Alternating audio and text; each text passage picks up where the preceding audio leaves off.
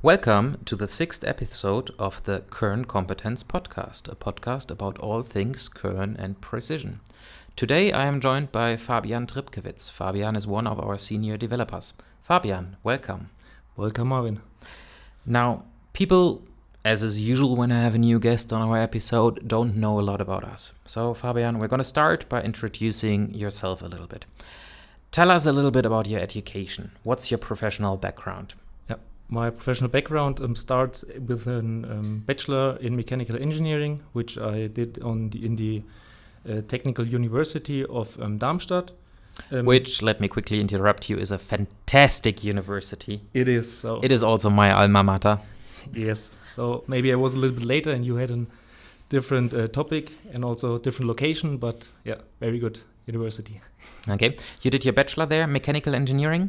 Yes. So I started there with the intention or with enthusiasm on cars, automotive, but at the same time I had some manual machine tools at home, so a small mill and a small lathe, and the passion for machine tools grew, and so I also went to some lectures on machine tools. I think almost every lecture that was available. And finally, I also wrote my thesis for the bachelor at the PTW, which is the Institute for Machine Tools, with the topic of development of a concept for a small footprint machine tool with 3 linear axes. And from this point on, I was in the topic of machine tools. Okay. Did you actually build the machine tool, or was it just theoretical work? Unlucky, just theoretical. So I wasn't able to build it. So just simulation, basic simulation, some FEA calculations for the bearings, for example. So really basic just. Okay. It's quite funny. For me, I didn't study mechanical engineering. I studied material science. But for me, it kind of went the same way. I started to have some machines at home because I wanted to produce some parts. And then I got an interest. And then I applied for some voluntary courses at the PTW. And probably we heard the same lectures just a couple of years apart. Quite cool to hear this. Before you started working at Kern, you already did an internship with us, didn't you? Yes, I did. So at the university in Darmstadt, you have to get or have an internship of, I think, 3 months to be allowed to start the master.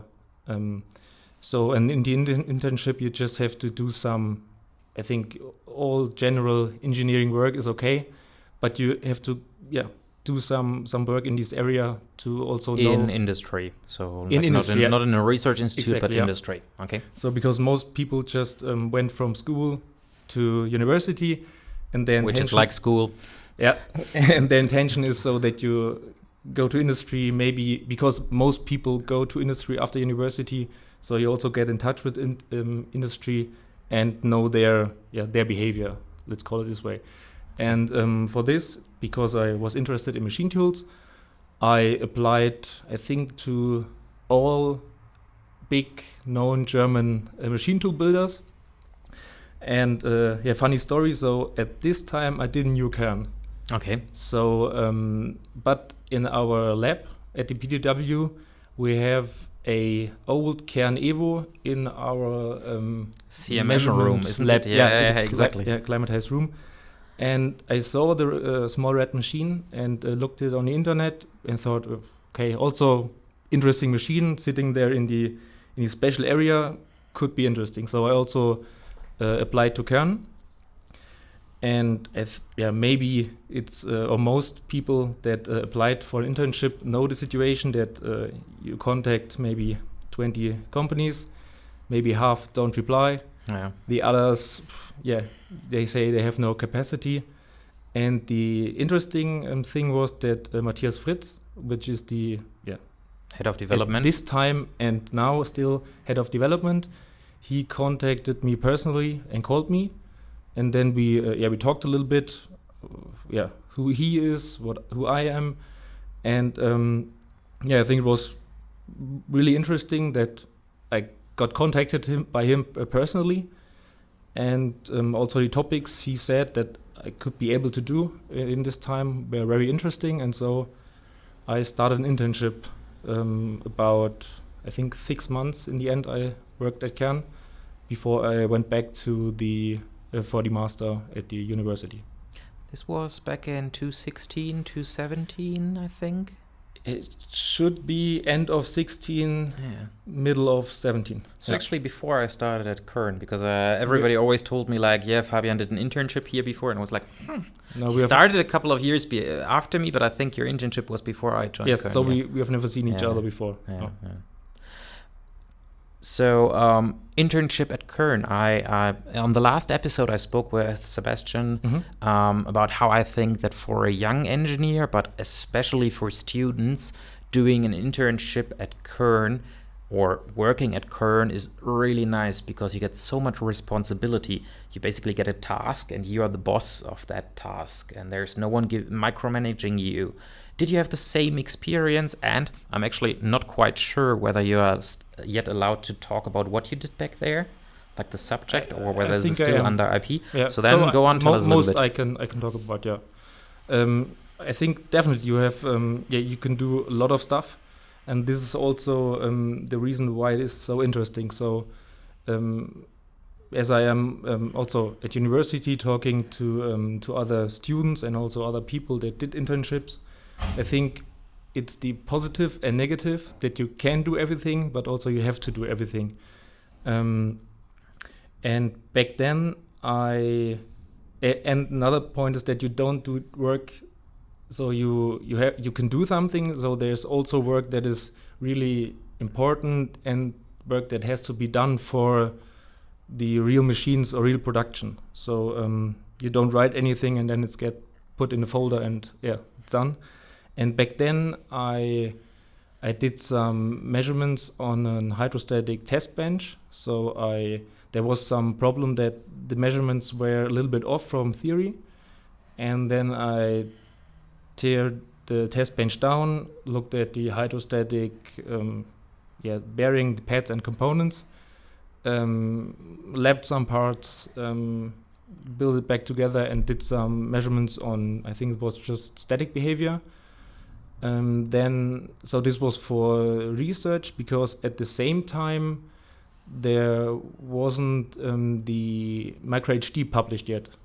So there was let's call it a test bench of the micro-HD back there, and also on the test bench I did some measurements, some on the positioning accuracy, and I think also on hydrostatic bearings of this, but I'm not sure. And another topic I had was on the hydraulic supply for the hydrostatics. There were some phenomena on pulsation. Okay. So there I also did some measurements. So I've never came in touch with hydrostatics before, but the combination of a new topic and also before I came to Kern, I knew a dial indicator, which 1/100th of a millimeter resolution, and thought it was accurate. And then you started measuring with, I don't know the real translation, but with a high accuracy linear scale, for example, or the 2D scale, I don't know what's called. The cross-grid measurements. Cross-grid, And there you saw the nanometer and the repeatability of sub-micrometers or 2-digit nanometers. And this was really interesting. So the next level of accuracy, and also I think maybe which was one of the most important learnings, the feeling for accuracy and the feeling for every property or influence that influences every measurement, every test bench. So everything moves, everything is a thermometer. So I mean, as long as your dial indicator has like 2 digits, it's pretty easy to trust the dial indicator that it's actually showing a measurement. And once you go into that sub-micron range, everything becomes a spring. Everything moves with temperature. You touch you're set up and something is moving. So I think this is very interesting to see all of those influences where maybe you have to do like a fishbone diagram in university to show like, okay, these are possible machine influences. And then suddenly you're seeing them in real time. That's pretty cool at Kern that you have that resolution. And also that you see some influences that you have never thought about could have an influence. So if the truck is driving by on the street, you will see some movement. Yeah. I always remember fondly some people from our contract manufacturing telling us about when a lot of tunnels were built in this region, and they were kind of like with explosives building the tunnel, and it was like 10 kilometers away, so like 7 miles away, and they would see it on the surface of the parts. And usually our machines are pretty robust. So if like a lorry is driving by, you don't see anything. If like our forklift is going directly by my machine while I'm diamond machining, you don't see anything on the surface. But there you really see like the influences of like sharp pulses. Yeah. Okay, after your internship, you returned back to university for your master? Yes. Also in mechanical engineering? Yes, so both strict mechanical engineering.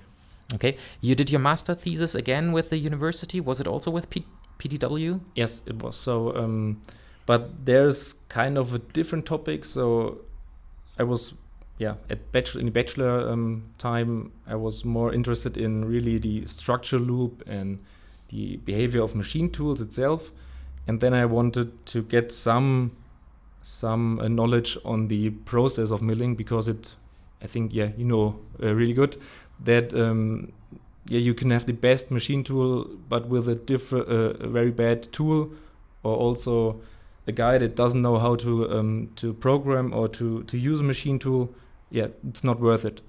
And so I wanted to get a little bit of knowledge on the process, and there was a topic on the machining of titanium, with the focus of designing a nozzle that is 3D printed for cryogenic CO2 application on the cutter itself. Okay. And so I got to know a little bit about machining, so not that in depth, but in general, and also on 3D printing, on design of and flow of small capillaries, for example. And was really interesting. And Okay, very cool. Was this on the same test machine where they also did like the inductive heating of titanium? Because I remember this from one of my trips to PTW, where they were doing like cryogenic cooling, but at the same time heating the titanium to like glowing red color. Probably a different machine, because that one burned down a couple of times. Definitely, I think it could be topic of my supervisor. Yeah. But the tests were conducted on I think it was a Hermle C32. So it's just a normal inductive tests were on a very cheap machine, because it was burning. I think they told me it burns like several times a week. I was really shocked back then. But if you think about it, inductively heating titanium and then milling it kind of sounds like a recipe for burning. Yeah, it could be. Yeah. And I've been at the PTW, I think, month ago, and the Hermle was still there, so I think it wasn't a different machine. Nice. Okay, so after finishing your master's, you came back to Kern to pursue, and I'm going to spoiler a little bit, your industry PhD with us. That was back in 2020, I think, so 4 years? End of 2019. End of 2019. Okay. Your PhD subject directly grasps into what you did with your internship with us. Yeah. Kinda, because, same topic. Yes. Similar direction. Same direction, let's call it this way, exactly. You're still working on hydrostatics. Yes. And I think for our listeners, this is now really nice, because Simon and I have spoken about hydrostatics before, and it was mostly Simon asking me questions and me giving my secondhand knowledge to the world. Now, I'm really not an expert on hydrostatics, but you are. I think it would be pretty cool for our listeners if we dig a little bit into what makes an hydrostatic so cool. Maybe you can explain in a couple of sentences to our listeners how, in general, and it can be a linear hydrostatic axis, how it works. Just like, what components do you need and what are the advantages? Start with the components. Yeah. Yeah, so maybe we can divide it in general hydrostatics, like call it this way, because hydrostatics is also, if you go deeper, it's a pretty wide topic, and there are different kind of hydrostatics that work different or have a different kind of working principle, especially how they generate their stiffness and damping. But maybe to what they all share is that you have two components.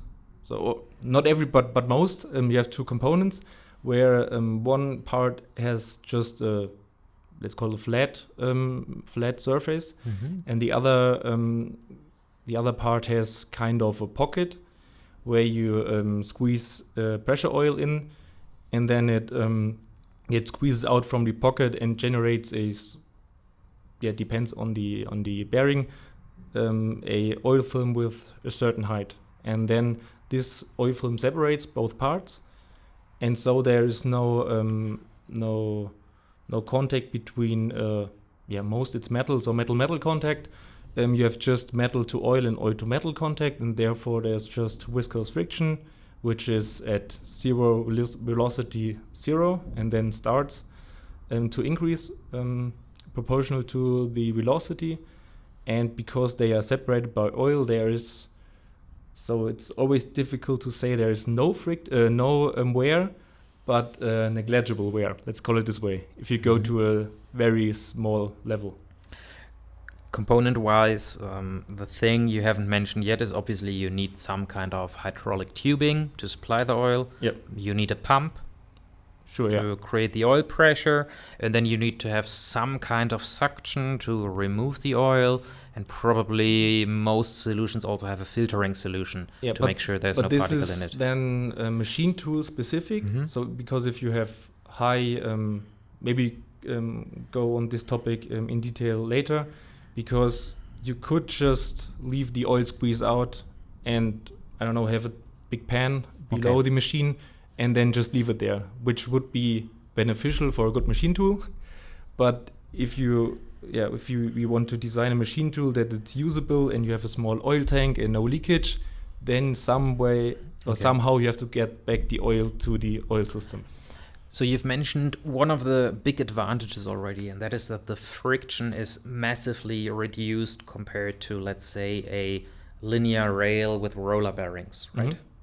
And especially it looks different also, the friction curve. Yeah, exactly. Because usually, and you can correct me there, but if you have like a roller bearing, the starting resistance, like that stick resistance, when it's not moving and you want to get it to move, that resistance is higher than the resistance during moving, right? Exactly, yeah. So this is the stick-slip effect. So you have to put, so for example, on linear axis, some kind of force, and then it starts moving, and then if it's moving a little bit forward and you stop pushing, then we'll stop again. So it's also the stick-slip effect, it's called. And you don't have that on hydrostatic motion systems? No. There it is just increasing by the speed of the axis. Exactly. So if you move just quicker, it's proportional. Yeah. And I'm guessing this makes it a lot easier to get good motion parameters for like your motion control loop, right? Definitely. So this is one main advantage, that though despite that it's wear-free, which is also very important for us regarding compensation, so that the properties are still always the same, or mostly same. But for a controller, so it's very important to be able to move it by very slow increments, because you can imagine if the controller also just sends some current to the actuator, and the measuring system see that there is difference between the actual position and the position it should be. And if this position increases or is there for a longer time, the controller will increase the current, which is proportional to the force that the actuator will put on the axis. And then the force increase, and then based on the slipstick, the axis will move at a certain time, and then will, I don't know, it's moving away further than the controller. It will overshoot. It will overshoot the point, and then the whole problem starts again. it puts some current on it, but it doesn't move. And this is a problem that is happening all the time. And in hydrostatics, you can assume zero friction at zero velocity, and then more current is more force on the guide. And this is also working on the guide, and there's no loss because of stick slip, for example. Okay. I would say this is a major advantage. And if, for example, you have a micro HD, you can really see this if, for example, you interpolate a hole. Yes. This is always quite funny if you talk to lathe people, because they believe roundness comes from a bearing. And here at Kern, we mostly tell people, roundness comes from a nice motion system. And I would say this is probably because you don't have those stick slip effects inside the guideways, which make it a lot easier to have perfect motion. Definitely. So if you drive, or if you have a circular motion based on two linear axes, in our example the x and y, you can see that I don't know the real translation, but there are 4 quadrants, and at 0, y0 or x0, there's always one axis that has zero motion. And this is exactly where this happens. So the axis is standing, and then it wants to increase speed just a little bit, and then the problem that we mentioned earlier starts, that the drive is not capable of just a slow motion, but there's this overshooting, and then you see especially these overshooting you see at the circular test, and this will most time make the major error of the test. And if you look at the, let's call it 45 degree in your Cartesian system, where both axes have the maximum speed, there the circle most times looks very good, independent, for example, on a Vario or a HD. Yeah. I mean, you can really see this, for example, if you go on like our homepage and download the HD brochure. We have included basically like a normal motion drive ball bar test. It wasn't a ball bar because the resolution is not good enough. I think it was measured on a cross-grid measurement system. Every measurement is done on there you basically have like an industry standard machine, roller bearings, ball screws, and you can really see that every time when one of the two axes is stopping before accelerating in the opposing direction, you get that huge overshoot spike. And on that same graph, we have the HD in it, and there basically all the deviations are just like noise. It's always the same all around the circle.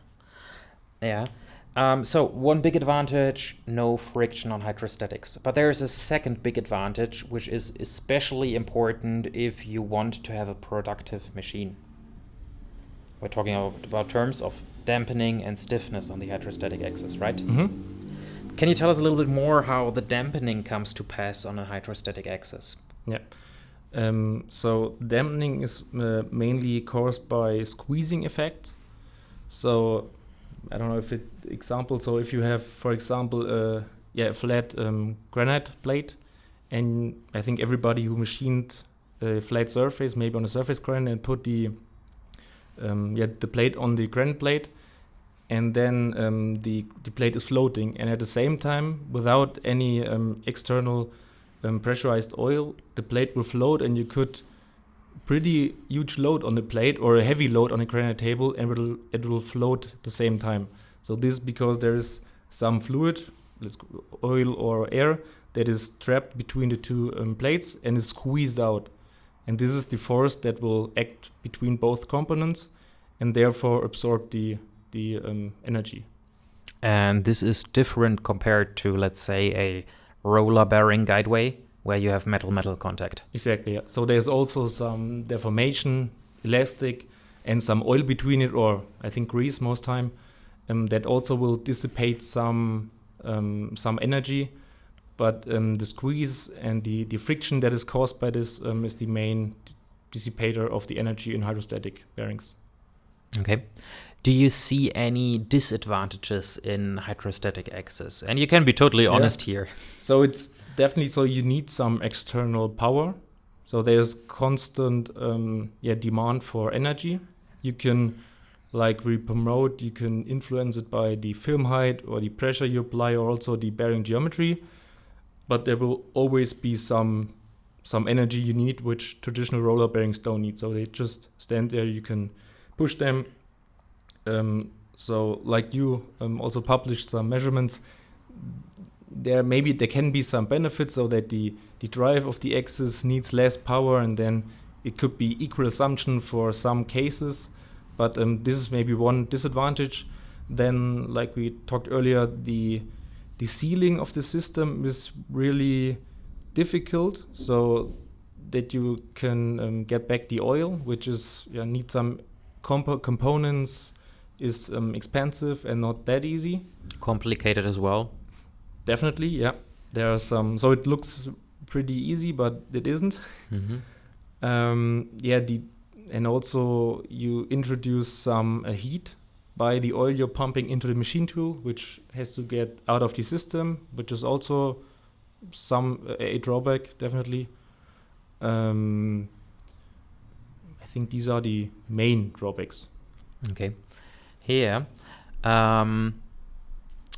now you are working on, and this is kind of spoilering it, this podcast will be released at the end of August, and at IMTS in America and AMB in Germany, we're going to launch the HD Plus, which is going to be the fully hydrostatic Kern machine. Yes. And obviously fully hydrostatic for us means now the rotary axis, the B and C axis are hydrostatic. And you are the father of these axes. It's nice. They are not as expensive as a child, so this is very good. So I think we need to talk a little bit about hydrostatics in the sense of rotary axis there. Maybe for our listeners, and because I'm not really an expert, you can explain in general how most of the industry is doing rotary axis. What's like the current state of the technology? How do they look like? How do they work? Yeah. So, as I mentioned earlier, there are multiple different styles that you can implement a hydrostatic bearing in context of rotary bearings or rotary axis. But I think so there are two main concepts, and the first concept is maybe 90% of the axis, and there, like in our brochure and like the linear axis of the HD, you have some single pockets that have a controller. So there are different kinds of controller, but let's call it just some device that resistor. Controls the oil pressure. Right? Yeah, so you have most flow times a single pressure. pump, and then you have a flow restrictor and the bearing itself, and these together generate the stiffness of the pad. And then you just you take several, at least 3 of these pads at the circumference of an axis, and then this will you are able to guide a rotary geometry, and you have a rotary axis. And then to increase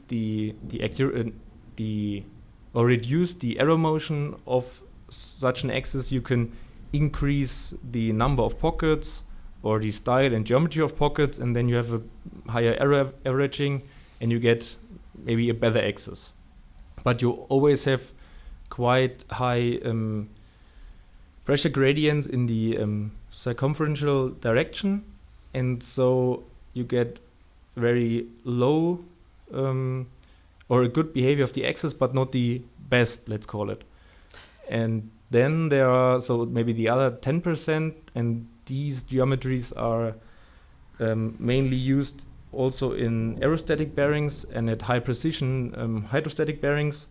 There are different names for it. So some call it step bearing, shallow recess bearing, surface structured bearing. So there are all kinds of words for this type of bearing, but you don't have any external component like a resistor. So let's say it easy, the resistor is integrated into the bearing geometry by itself, and so you can supply the supply pressure directly to the bearing itself, and you don't need external components. And then there is just one large bearing which supports the axis, and therefore you have the lowest possible pressure gradient and in the circumference direction, and therefore the highest error averaging of the errors that are in every structural component, and so you get the highest accuracy of such axes. Okay. I think we need to backtrack to something you said 1 minute ago, and you said best behavior. Maybe we need to first define what would actually be the best behavior, or what are the properties you as an engineer demand of a rotary axis on a machine tool. And you already said one thing, which is like error motion. With error motion, you usually have 2 dimensions. So there's basically 2 types of error in rotary motions. The first ones are the synchronous errors, and for our listeners, synchronous error is basically the error that happens every revolution. So for example, if you have a spindle and you put like a spindle test bar in the spindle, dial indicator to it, and you turn it, and that what people usually tell you is run out of the spindle, that's like the synchronous error. Then you also have asynchronous error, and this is an error that happens from time to time, right? Maybe not the correct definition, or like maybe you can just, or for understanding of most people, just looks like noise, for example. Yeah. So you have your error that looks like a perfect circle. Maybe you can call this a synchronous error, and then you have this signal is overlaid by some kind of noise, and this is the asynchronous error. Yeah. And usually the asynchronous error is really, really good on like a hydrostatic or an aerostatic bearing. Yes. But it's really bad on roller bearings. So yeah, really bad. Yeah, we have to maybe define really bad, but there are different types of roller bearings and different grades of precision. But so there are also quite really good roller bearings that have really low. But compared to fluid bearing, they are quite higher. Okay, so this is the error motion you spoke about. And you said the error motion improves if you, for example, have less gradient in the circular direction of the bearing. Yes. Which, for example, can be improved by a shallow recess bearing design. Yeah. Now, one property you want from such a rotary bearing is obviously stiffness. Mm-hmm. Tell us a little bit about stiffness on rotary axis. So in general, or on our specific? You can get a little bit specific on our design. On our design, yeah. So this is like I mentioned earlier. You can use for, so maybe I go back to traditional bearings and then get the to our bearings. So normal hydrostatic bearings can take just loads normal or orthogonal to the film itself. Mm-hmm. Perpendicular to. Yeah, perpendicular. And so if you have just a traditional deep recess bearing and put a circular deep recess and put a load perfectly in the center, it will take this load and possess a stiffness. But if you put on a load that is a little bit eccentricity, the deep recess bearing has negligible tilting stiffness and just will tilt, has some contact between both partners, and there's huge friction and no viscous friction. And so for normal deep recess, that's also why we have in our linear axis, for example, for the flat bearing 4 pockets, so that they have a distance between each other. And so if you have a distance and a force pair in different direction, then you can also withstand torque. And going back to our shallow recess pocket that we are using for our rotary axis, they have one special ability, and because the restrictor or the external regulator is put into the bearing geometry itself, it can create a non-rotary symmetrical pressure distribution if you tilt it or put a load on it, and therefore has a tilting stiffness for a single pocket. And this is one benefit. So we can have the huge bearing that has the lowest possible pressure gradient in the tangential direction, and is also able to withstand torque. Okay. But there's also kind of like a dynamic response of such a system, right? Yes. I'm quite sure you call it like dynamic compliance in that sense. Yeah, it depends. So you can call it dynamic stiffness or the inverse, is it? Yeah, inverse of the stiffness is the compliance. So Okay, depending. that's basically the susceptibility, difficult word for German, of a structure to move as a result of an external force. And this is something that happens a lot in a milling machine, because your external force is basically your end mill entering and exiting the material. So while you're doing subtractive manufacturing, you have intermittent forces there. And I'm guessing it would be very nice if you have a good dynamic compliance on your bearing. Definitely, yeah. Can you explain, if there is a reason, but I'm quite sure there is a reason, how a hydrostatic bearing is superior, why it is superior compared to a roller bearing in this regard? Mm-hmm. So the dynamic behavior of such a system is, so there is in general there is no general optimum of sums in general. So you always have to look at a system that you can find the optimal combination for a system itself. And like you meant, or in the easiest example, maybe some people know, if you have just a mass and a spring and a damper, you have a mass damper system, and then you get the easiest graphical representation of the behavior regarding frequency is then a Bode plot. And there you can see that everybody knows the static stiffness, which is at 0 Hertz, so just static load. And this is also the property that most people talk about when they talk about hydrostatic bearings. And there are a lot of different combinations of pockets and regulators that can generate quite high static stiffness, but they have a lack of dynamic stiffness, which means, so like you mentioned, you can put a heavy chunk of metal into the machine and then it just sits there at 0 Hertz, and then everything is fine if you have a high static stiffness. But like you mentioned, there are a ton of different loads with different frequencies in a machine tool. For example, the axis will move, which is probably low single or low double digit frequency or hertz. But then you can have your cutter, like you were doing high speed cutting with, 40,000 RPM and 6 flutes in ceramics, So there are frequencies up to maybe 1,000 hertz, Yeah. So very high range. And then you can have all the band from 0 to, let's call it 1,000 hertz. And so the machine or the system has to withstand all of these different loads. And if the system has some eigenfrequencies, for example, you can have very high static stiffness, but if you have reach a certain frequency, the stiffness at this point, which is a result from if we stay with the single mass spring dampener, is a result of the mass, the damper, and the spring, can have an increase in compliance or a decrease in stiffness at a certain frequency, and then you can have larger movement, larger error if you would apply the same amplitude of load at 0 Hertz. Is this one of the reasons why sometimes machines are chattering at certain RPM? So if you're, for example, hogging out steel, on some machines you discover, okay, at this RPM it doesn't work at all?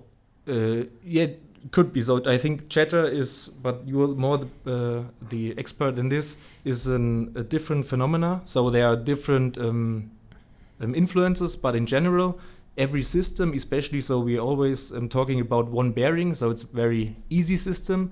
But if you look at the whole structure loop and there's a spindle which is rotating, you have a lot of eigenfrequencies. And if you excite one of these eigenfrequencies, definitely there can be some noise or chatter that you will experience.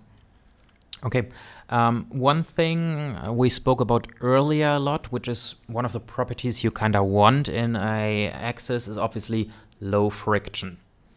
But low friction and high stiffness usually don't really go hand in hand, right? Like on a traditional bearing, if you increase the stiffness on a roller bearing, your friction will probably increase as well. Definitely. So you have to increase most times the preload of these. So first you would use cylindrical roller bearings, because there you have the line contact and not the point contact. So there's by itself a higher stiffness. But then to increase the stiffness further, you have to use more elements and also higher preload, which will most times increase the friction. Yeah. But on a hydrostatic bearing, on a hydrostatic rotary axis, you can increase the stiffness, for example, by your bearing design or, for example, by the pocket pressure, without having a huge return in friction. Exactly. So you have still viscous friction. So the in general behavior is equal, but there are some physical limitations also for roller bearings and hydrostatic bearings. So in theory, you could implement a bearing with almost infinite stiffness, so a gap that is 1 nanometer and unlimited pressure. But then all the surroundings and the elastic deformations you have to take into account, and so there is some limitation for both ways that you won't increase the stiffness. Okay. Another point would be thermal behavior. So on most rotary axes, and everybody has a spindle in their machine, and if you start turning the spindle, it gets warmer because of friction, and then it starts elongating. Is there a similar behavior in hydrostatics? Definitely. So this is just normal physics. So we are not able to have zero elongation in our system. As I mentioned earlier, if we are pumping oil, a pressurized oil in the system, the pressure reduction is also creating viscous forces, and there's also some heat dissipating, but this is, we can call it constant heat dissipation, which if the system is at its equilibrium, we don't see this elongation anymore. But it doesn't depend if it's the friction of roller bearings that put heat into the system, but also if we turn the axis, we have the viscous friction, which will also put heat into our system. So there's definitely some growth in the system, but there is a advantage that, for example, if you have the roller bearings, you have or the cylindrical roller bearings, you have just the line contact mentioned, and there is a very small surface where the rotating shaft is connected thermally to the outer portion or the steel standing portion, and so the heat transfer between both of these parts isn't that great. And there, one benefit of a hydrostatic bearing, especially with these high contact area or large bearings, is that all the components are connected by the oil film, and so the thermal conductivity or the heat transfer of oil isn't the best. Let's call it this way. Not that good as metal, but because or if you then use the very small oil film, then this isn't that big of a problem, and the heat transfer between both components is very good, and it's almost like both components are welded together, so the heat transfer is very good, and this creates a better homogeneous temperature in the system. This is a very funny statement you just did. It's a very engineering-like statement because the physics behind it are, well, this fluid is really bad at conducting heat, but you found an engineering solution, and it's kind of like both parts are welded together. So actually on, for example, your bearing design, the heat transfer from shaft to outer pocket is very good. So the heat transfer rate is inverse proportional to the length of the fluid or the material you put in there. And you have a bad material, but if you can reduce the length, which we have done by a small film, then the resulting heat transfer rate of the system of oil film, let's call it, is okay. Let's call it this way. Which still makes, and we can maybe advance a little bit here. We're later going to talk about how much it improved, but you can probably say that your bearing design, your hydrostatic bearing design, is thermally much better than our current roller bearing design. Definitely, yeah. Yes. This was the point I wanted to make. I think the last property you're looking for on a rotary axis, especially in an industrial milling machine, is obviously robustness. Now, normally when you have hydrostatic bearings, they are not really robust, especially if the system is turned off, right? Yeah, so if there is metal-to-metal contact and then you rotate or you put some motion, relative motion between both components, then there will be some wear and the properties will change. And I mean, we're probably not going to dig too deep into your design at that point because it's a little bit of sensitive IP there. But I heard our axis, especially the C axis, is very robust even if you turn it off, even if you turn off the machine. Now, I would like you to explain a little bit. We've talked a lot about like the theory behind hydrostatics, and we talked about like the properties we want. Tell us a little bit about your design. What makes your, or it is our axis, our Kern axis, but you are the father of this axis. Tell us what makes it special. Yeah, so I try to explain it. So the like every hydrostatic bearing needs some kind of preload. So to get into to achieve some film height and then to get the proper or the calculated stiffness. So for example, on our linear axis, we have magnets that are pushing on the axis and preloading hydrostatic bearings, so we get our microgap film height. If you take a look on just a radial bearing, so it's pretty easy to get force from all directions because you can just put a large bearing or multiple bearings at the circumference and they will preload each other just by geometric. For the axial bearing, it's different. So you need one axial bearing for the rotary axis to take the load you are putting on in process, but also this main bearing has to be preloaded by some kind of. And then there are different concepts. So you could, for example, put two opposing axial bearings on a component and then have a shaft that looks like like an H in the sectional view. But then you have always especially if you're using the microgap heights lower of 10 micrometers, that there is some over-constrained design in it. So, for example, you have always some tolerance in there, thermal crow. So these geometric constrainment in this position can lead to some problems. And like everybody knows, we don't like over-constrained systems because most times they do weird stuff. And so we found a solution that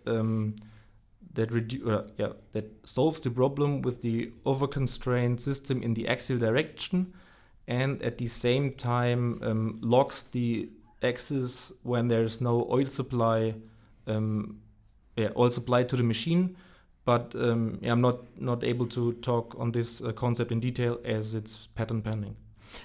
I'm quite sure that one day that patent is going to be granted to you and Kern, and at that point we probably can speak a little bit more about that solution. Yep. So Fabian, thank you very much. You just volunteered for a reappearance in the future. Thank you very much.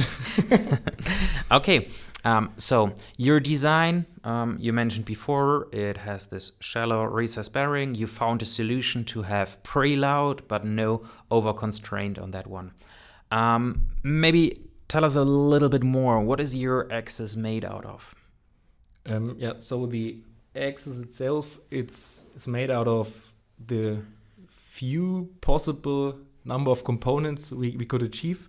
So it's also some kind of philosophy at Kern, so that we have maybe some complex components in itself, but just few components so that we can reduce the coupling and therefore the introduced problems when you couple or you bolt some components together. So we reduce these surfaces and that all the critical tolerances are manufactured in 2 or 3 components, for example, let's say. Manufacturing is exactly something I know about, and a grand opening to my next question here. I've seen the designs of your bearing, and well, some of this we can't talk about, but there were some pretty huge manufacturing challenges involved in this. First, you have very, very deep bores, and they are kind of like small diameter going through this axis. Yeah. I think we did those in soft state of the material. And then, well, it is a rotary axis, and it kind of needs to be round. Pretty round, yeah. Yeah, pretty round. Pretty round is pretty good. I know the drawing, and I know it's like sub-micron roundness what you requested of this axis bearing. Most manufacturers ask me if I forgot one digit, but yeah, we need pretty low tolerances. I remember we gave this to like a research institute, and they had a diamond lathe, and they were actually not able to produce the required tolerances on a diamond lathe. Yep. Which was quite shocking to me to hear. And then later we asked a couple of other suppliers, manufacturers of like rotary grinding machines, and everybody basically declined to make those parts for us. And I think 2 years ago you came to the applications department and you were like, yeah, you guys now need to manufacture the bearing. And I think this is one of the moments where I was most proud of Alexander Stauder, the head of the applications department, because he was like, oh, this looks like a challenge, let's try it. And I think this is something the whole company can be very proud of, to say that your bearing components are manufactured in-house on an HD. Yes, they are. But you also put a lot of work into this one. Was quite a struggle, wasn't it? Definitely. So, like you mentioned, it's also a good example. So, if you have a ultra precision lathe, for example, then on the specifications it should be no problem to get some part that is around, just below of a micrometer. So, it's normally an easy piece. So, if you have aluminum, 20 millimeters in diameter, and some worker that knows the machine, I think it shouldn't be that big of a problem to get it. But if we have large components, and then the tool that has maybe a little bit more force, cutting forces in big diameter, and then low RPM at the spindle, and then these ultra precision machines, and that's what we are trying to achieve at Kern, that we have these high accuracy machines, but they can also withstand some loads, some influences, and also get a very good result. And I think this shows what we achieved at our, like you mentioned, at our own machines. So it was quite challenging to get the process itself, because you need a good machine and a process. But in the end, the results are remarkable, I would call it. So a traditional cylindrical grinder, maybe it won't achieve these results we achieved. But we have to say that, because we talked about the error of axis, and on our micro platform and in the HD, which are cylindrical roller bearings, but special bearings, these are very good, and we make these components on an HD with a special high accuracy version of the roller bearings, and with this combination process, high accuracy roller bearings, we achieve these fantastic tolerances. That special precision axis, while not a standard part of an HD, is actually something you as a customer could buy. This is an option we offer on the machine, increased precision C axis. Yeah. So it's not a standard HD, but it's an HD which we've built multiple times, and everybody could buy if they wanted to. Yeah, I think it's really remarkable, especially we now have that HD producing the parts 24/7, like solely. There's a guy making the parts, and he has done a couple of these bearings so far, and like all of them are in specification. And I would say that you have like an industrial 5-axis milling machine with a huge part. The parts are 200 millimeters in diameter, 250? Even more. I think the biggest part is 360 millimeters in diameter. And with the fixture it's put on, it weighs exactly maximum weight that is allowed, which is approximately 50 kilos.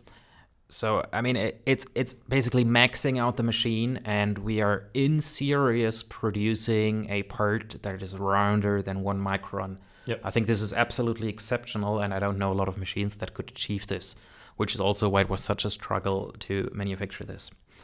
Now, your project is not only a engineering project, but it's also a research project, because you want, at the end of this project, achieve a PhD with this. Mm-hmm. So obviously you're digging, I would say, probably a little bit deeper into characterization and metrology of these. And I know you have like a test bench to test. Multiple test benches. Yeah, multiple test benches. Okay, yeah. I don't have my own room. A little bit of jealousy there. You have multiple test benches where you are characterizing this bearing. I think this would be pretty cool for our listeners to have you explain a bit about that test setup and what you're testing. So maybe start with a description of like your test bench. One of them. Do you prefer one? I would say the one for dynamic response. Mm-hmm. Okay. So I try my best, but it's pretty complicated setup. But so in the core of the setup, we have... Maybe to interrupt you quickly, I'm going to link the paper where we have a description of your axis in the podcast. So our dear listeners could actually at this point go for the description of the podcast, open your paper, and there will be a picture there. But you still need to describe it because some people will be driving their car while listening. Okay, yeah, I try my best. So the core of the test bench is 3 bearings. And this goes back because this is an older test bench that we have at Kern. So we have several test benches, and I just conducted some research on it. And because in the past we researched some deep recess bearings on this test bench, and like mentioned earlier, they don't have the capability of taking external loads that are not in the center of one bearing. So there were 3 pockets spaced equally at 120 degrees. And so if we put the load not perfectly in center of all of 3, then the whole contraption is able to take this small amount of torque load, and also have and we can assume nevertheless that there is almost just movement or load perpendicular to the film. So just to be able to take some assumptions, and then we are able to put some load on these bearings, and on the one hand we just with some so it's maybe a bit of a complicated contraption, but there are some normal bell wheel washers or springs in general that you can preload by a screw, and this will put some constant static preload on the system to achieve some kind or certain film height. And then there is a piezo actuator in parallel that can apply some dynamic loads. So I think up to 20 kilohertz, but in our research we just applied 2 or 5 kilohertz. And there is a load sensor that measures the applied load, which is a multi-sign. And there is a capacitive displacement sensor integrated into a test bench, which, if you assume rigid bodies, then the sensor measures the film height. Mm-hmm. Just simple explained. How much load can you put on it? So these are very small diameter pads, I think approximately 16 millimeters. So very small, and you don't need that much of load. I don't know if it's 4 kilonewtons. That's quite some time ago. So, but you can read it up in the publication. Yeah, I think it's quite funny that you say like, yeah, it's a small load for kilonewtons. That's like 400 kilograms of force. But in the if you're dealing with hydrostatic bearings and high pressure, then there are always some huge loads. And so in our region for industrial applications, it's small load. Yeah. Okay. So then you have like a measurement loop, you have that displacement sensor. Tell us a little bit more about what you were measuring. So you static preload on the pockets, and then you had the piezos, which were putting on dynamic loads on it. Mm-hmm. Yeah, exactly. And so on the one hand, you can just crank up the static springs, and then you get the static stiffness, you call. So you put, I don't know, a difference of 100 newtons on the system. It will the gap will decrease some nanometers, and by this you can calculate the static stiffness. But like we mentioned earlier, we also want to get the dynamic stiffness, and then you put the force signal on it. You measure the response of the system, which is the displacement, and by this you can calculate the transfer function of the system, which can be represented in a Bode plot, like also mentioned earlier.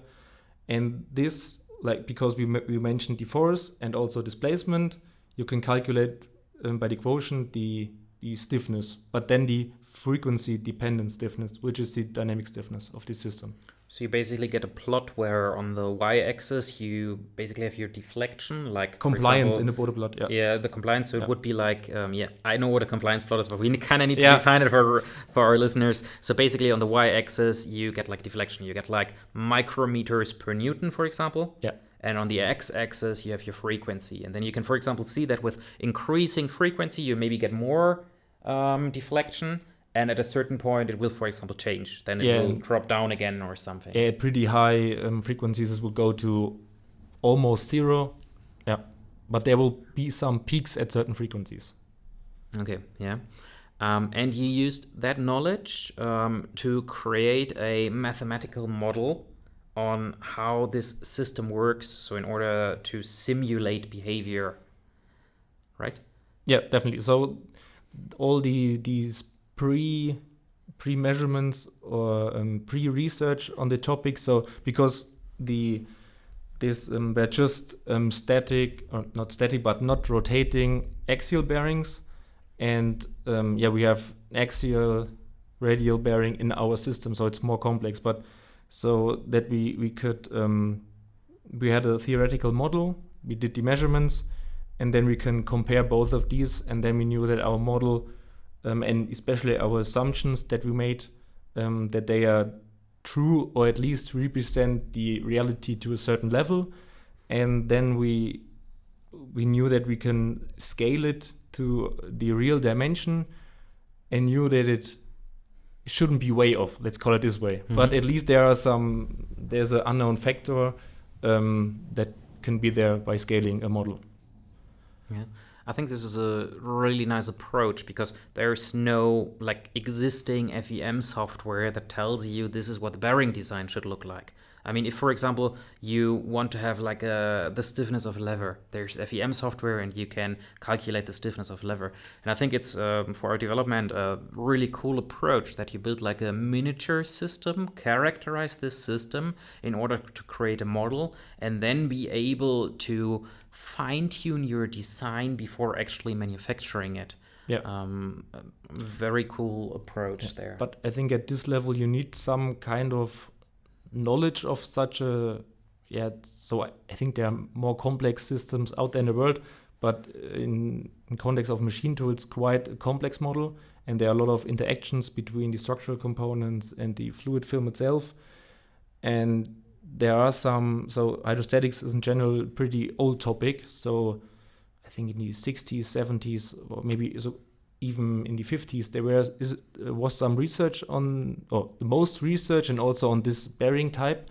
But then you always just see static stiffness, for example, and just for certain dimensions. And they always neglect the surrounding components. So you get kind of a knowledge, but just very low knowledge that won't help you to build such a system. And therefore, we started investigating and doing some research that we have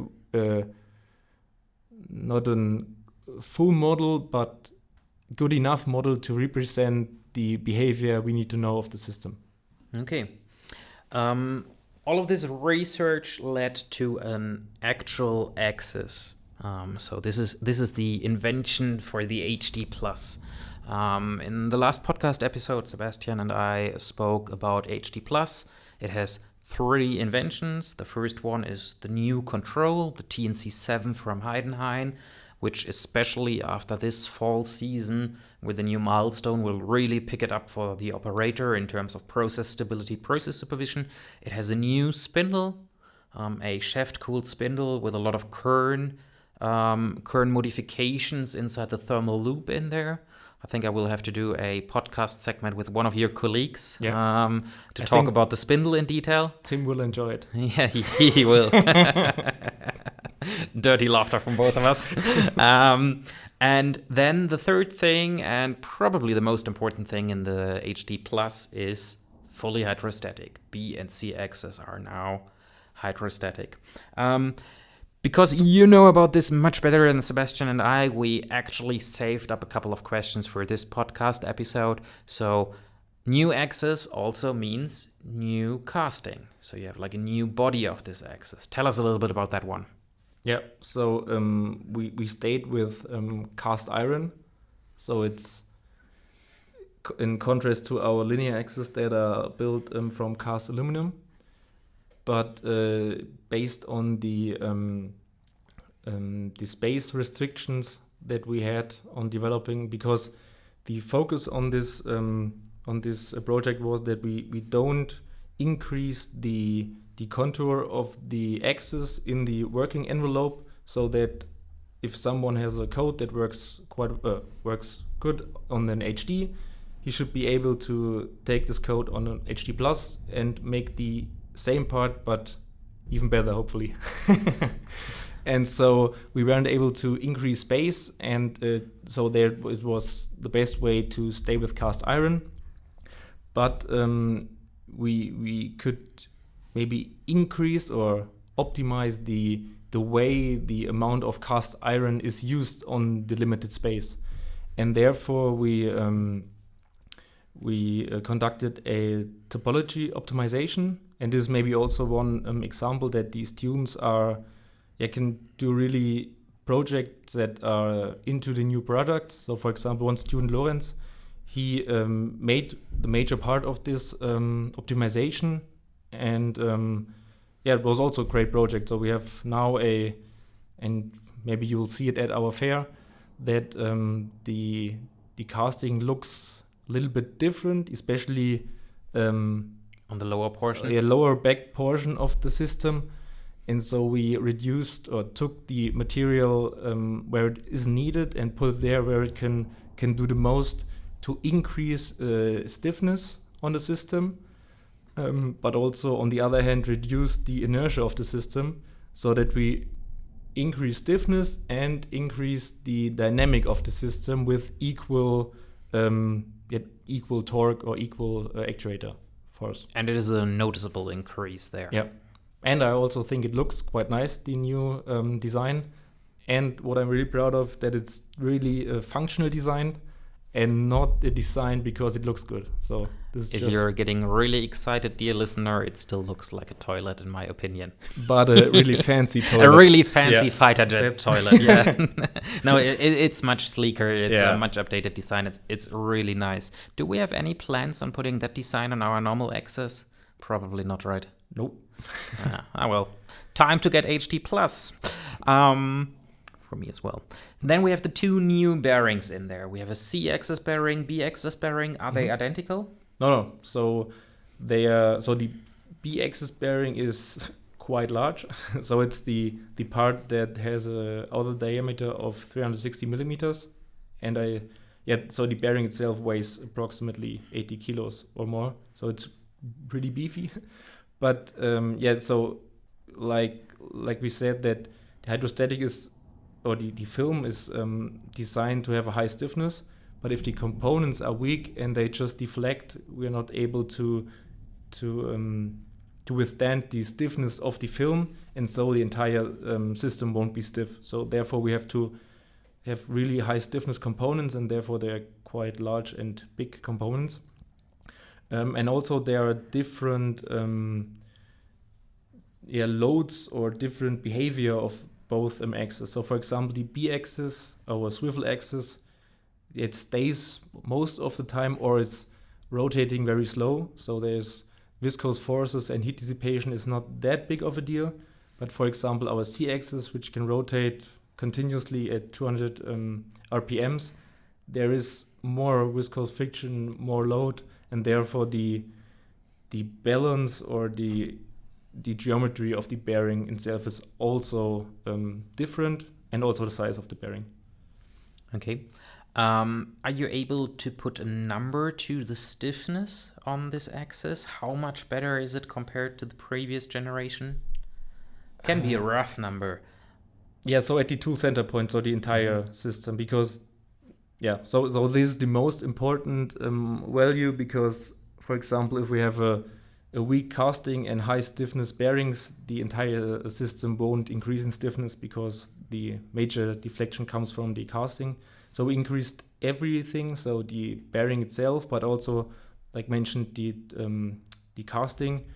And so we should be roughly at 30% more stiffness at which is a very significant point. Number, Yep. Especially if you consider at the kinematic point. Yep. So this is not us crane washing some numbers and be like, hey, the bearing is now 2,000% more stiff, but the overall system is a lot stiffer, and this will have noticeable results on your milling results. Yeah.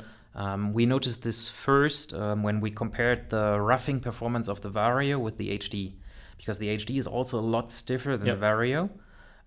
There, I think it mostly stems from the hydrostatic guideways and the optimized castings as well. Yeah, the combination of it. The combination. And it was quite surprising to the applications department. I remember when the tests were done a couple of years ago, because, it's the same spindle. And everybody was imagining, with same spindle, we will have the same roughing performance. And the machine looks quite identical with covers on it. Exactly. But the roughing performance of the HD is actually massively higher, especially in tough materials. If you're, for example, roughing out, let's say, 54 HRC steel, an HD is easily able to keep up with much bigger machines.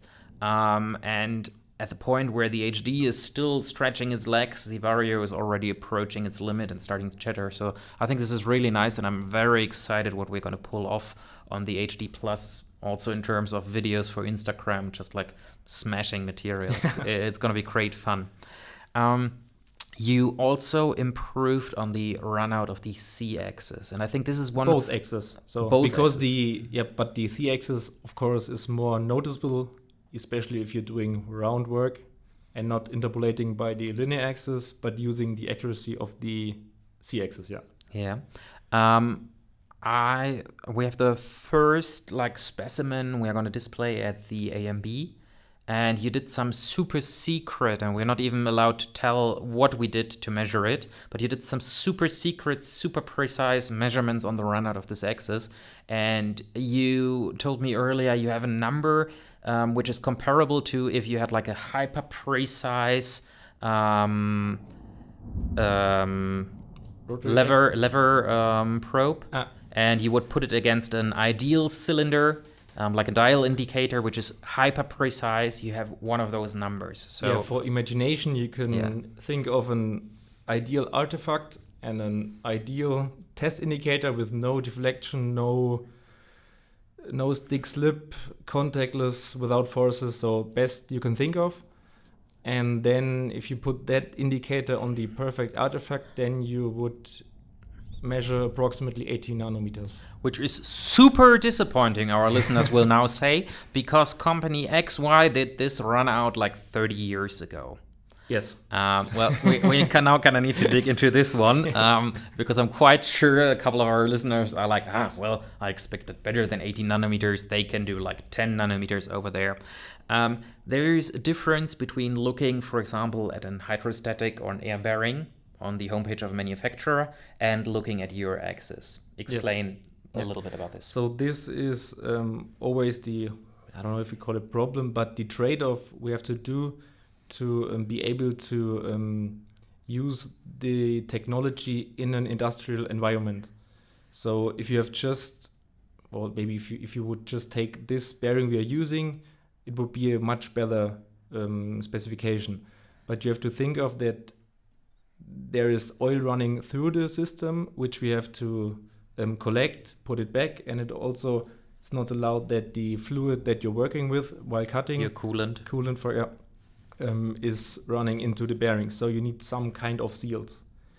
Sealing is a major problem because it generates heat for one thing, and on the other hand, there's always stick-slip effects, and you're using hydrostatic bearings because you don't want these effects. So sealing technology is a problem, and seals always introduce some disturbance and forces into the system, which, because every component, even if it's a high stiffness bearing, it will deflect under load. The question is just how much it will deflect. And 80 nanometers aren't that much. And on the other hand, or on top to these forces, you have to imagine that there's also a torque or direct drive actuator mounted to the bearing, which has a high, I don't know if it's the torque density or specific torque regarding its size, which also because there are some variants in the magnets, it's not mounted perfectly concentric, so everything has errors, and this will also introduce some radial force, some torque ripple, so it's not perfect everything. And then this on the compact space, the bearing is bolted to the casting, so we have a coupling surface. If there is some single-digit micrometer, you can deform the bearing itself. So regarding all these influences and thinking that is just a 5-axis milling machine, I think the results are quite good, and I think we're also working on it to improve it further. Yeah, but I would say, the values you read for aerostatic bearings, they are mostly like just the bearing measured in optimum conditions. And if you then look, actuator, just belt-driven, no tension on the belt, low force. So no our axis has, for example, 130 because nanometers. Usually, for example, on a diamond lathe, you don't have flood coolant, and you have on our machine. So I would say 80 nanometers is exceptional. I would say 99% of our customers are not able to measure this. Yeah, you need a reference measuring system for roundness to be really able to measure it. So I would say it's an exceptional result, and it is exciting that we will be constantly improving on this. But this is also, every HD has improved. Every couple of machines, definitely. They get a little bit better. So I'm looking forward to having the same thing happening on the HD Plus. Now, I think the last noticeable difference, besides obviously much reduced thermal growth on this axis, is actually going to be the speed. Tell us a little bit about how much is the speed improving and why is it improving on this axis? Yeah.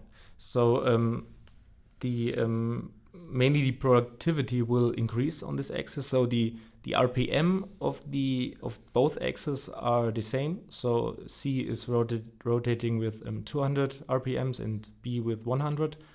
But especially for 5-axis simultaneous milling, the acceleration and also the jerk of these axes are much more important for dynamic motion. And we increased the acceleration of the axis by 25 to 30%, and the jerk by, I think, factor of 2. So there's really high increase in dynamic, and which reduces cycle time, especially at roughing conditions. Pretty much. It's very cool. Especially the jerk setting, which is not really good understood. It's like the time derivative of the acceleration. Yep. But I think this is really the difference. If you look at the HD, it has 2 Gs of acceleration, and there's a couple of machines on the market which have 3 G of acceleration. but they look slower than the HD. And the reason is every time you are changing the rate of acceleration, you are limited by the jerk. And the jerk setting on Kern machines traditionally is very, very high, because we know this has, especially on small movements, a much higher impact on your cycle time than the pure acceleration. So I think it's exciting to hear that we have 25% more acceleration, but it's even more exciting to hear that the jerk setting has doubled. Yeah. So we are reaching the higher acceleration earlier, and then all the time is reduced. And for the listeners, maybe to get a feeling what the jerk is, it's kind of the impulse, if you imagine. So if you increase these values, it's a harder hit on the axis, for example. And there it's beneficial to have the hydrostatics, which is able to dampen these hits more, and then you won't see the influence on your workpiece. And also the mechanics can take much more of these hits, because hydrostatics, they just dampen it. And if you have real mechanics and bearings, it's can be dangerous for them if you to have high rates on these values. The axis will be shown as a demonstrator. You can actually touch and move yourself at IMTS. Yep. You will also be at IMTS. Yeah, full time. No touching the Fabian, dear listeners. Just touch the axis, don't touch the Fabian. But you will be there to chat about the axis. So if you're based in North America or you are traveling to IMTS, make sure to stop by. I'm quite certain you're going to be the second tallest person at the Kern booth. I think Dan DeMajor is taller than you, and that's pretty much it. So Fabian should be easily recognizable. Swing by, chat with him about the axis. He has lots more interesting stuff to say about this one. At AMB in Germany, which, as always, is happening in exactly the same week, we're going to have the HD Plus. Actually moving. You can come by, you can see and listen for yourself to the system and talk to, for example, me about the new machine. Fabian, thank you very much for your time. We are nearly at the end of our podcast. I think this is going to be the longest episode so far, and we're going to end it with the same question I ask every guest on our podcast episode. This is: tell our listeners something. It can be something positive, it can be something negative, it can be something out of your private life, it can be something out of your business life, out of your job. Just tell us something that happened to you in the past month. Mm-hmm. So for private life, last week I visited my hometown. I'm not original from Bavaria like Marv. And there was an annual event. So I met a lot of old friends, good people, had a good time. And regarding business or research, so like we mentioned, I did all these models for the HD Plus rotary axis. But because the topic of my PhD has a good amount that is equal, I put all the models and further developments of the models together, all the subsystems, and got the first results of the entire model for my PhD. And they showed, good results, good agreement. So this was a good moment for me. Good success, good times with friends, and good times at work. And you? You were on holiday. Oh, I was on holiday. It was fantastic. I had a 3-week vacation, and we had such fantastic weather. I think I had a single day of rain, and then the rest of the time it only rained at night. So I think I spent more time on 2 wheels or 2 feet than sleeping, which to me is like the perfect vacation. It was really, really good. Managed to get a lot of new energy to come back, and I came back and my machine was still in perfect condition, which is really nice because I borrowed it to a colleague to do a pretty cool monocrystalline silicon milling project, and it's nice if you come back and the machine is in pristine condition, and been having a pretty good week since then, just like milling things, trying out new tools. It was good and very exciting podcast today. Fabian, thank you very much. Once again, thank you for your time. I'm looking forward to your return in the future. Take care. Bye-bye. Bye.